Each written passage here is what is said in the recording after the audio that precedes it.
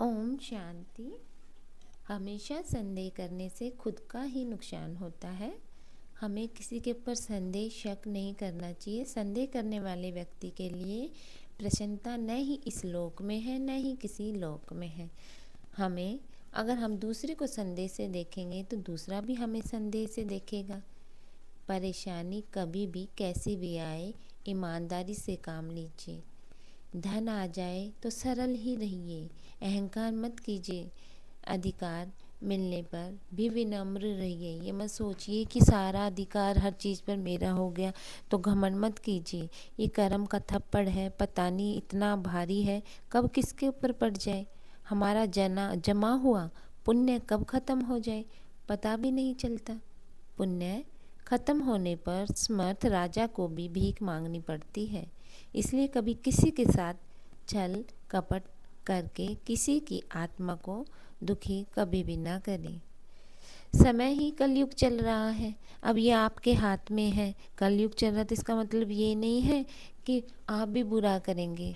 नहीं, हम हर कोई खुद से अगर कोशिश करेगा अच्छे संकल्प लेने की, अच्छे कर्म करने की, तो हर कोई अच्छा ही करेगा। हम कलयुग को भी सतयुग में बदल सकते हैं, क्योंकि हमें आगे जाना तो सतयुग में ही है। तो रास्ता तो हम सतयुग का ही तय कर रहे हैं, तो आसानी से बन जाएगा सारे मिलकर करेंगे तो। वरना थोड़ी सी कठिनाई आएगी सतयुग के रास्ते पे चलने में, कलयुग का साफ करने में। अब ये हमारे हाथ में है।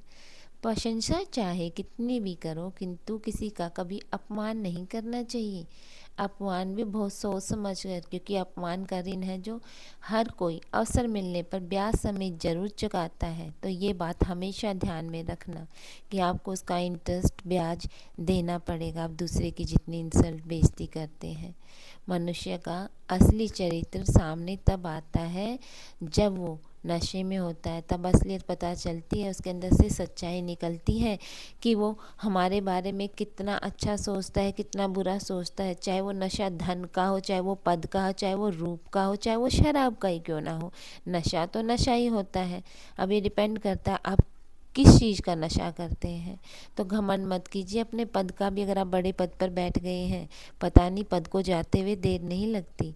अगर आप सही हैं तो आपको कुछ साबित करने की ज़रूरत ही नहीं है। कोशिश मत करो सही को साबित करने की, बस आप समय का इंतजार कीजिए। समय ही एक ऐसा बड़ा आपका है जो आपकी गवाही देगा।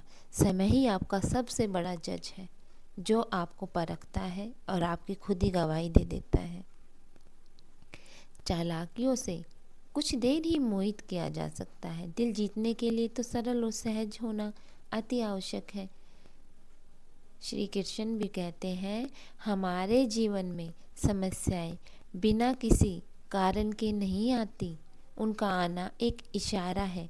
हमें अपने जीवन में कुछ बदलना है, इसलिए परेशानियां कठिनाइयां आती हैं। अगर हम अपने आप को बदलेंगे नहीं तो उन कठिनाई से हमने क्या सीखा।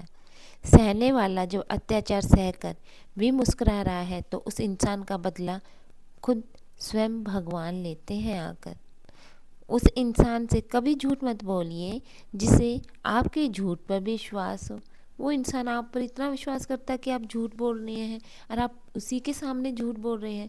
आप उसका विश्वास तोड़ने लगे हुए हैं और वो आपके ऊपर हद से ज़्यादा बेइंतहा विश्वास करता है। मन में उतरना और मन से उतरना केवल आपके स्वभाव पर निर्भर करता है। इंसान के परिचय की शुरुआत भले ही चेहरे से होती है, लेकिन उसकी संपूर्ण पहचान तो वाणी, विचार एवं उसके कार्यों से होती है। आप निभाने वाला आपकी हर गलती माफ़ कर सकता है और माफ़ कर भी देता है निभाने वाला, और छोड़ने वाला बिना गलती के भी छोड़ देता है। कष्ट के घाव से भी अधिक दुखदायी होता है लोगों का झूठा लगाव। किसी का दिल इतना भी मत दुखाओ कि इसके अंदर रहने वाले परमात्मा भी दुखी हो उठे। हर आत्मा के अंदर परमात्मा ने अपना स्थान बना रखा है। अब वो आत्मा के ऊपर निर्भर है कि उसने उस घर को कैसा बनाया है, साफ है या गंदगी है।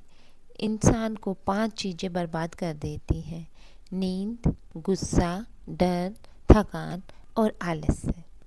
बहुत भार होता है इन आंसुओं का जो हृदय को अनंत पीड़ा को स्वयं में समेटे नेत्र द्वार से झलक जाते हैं।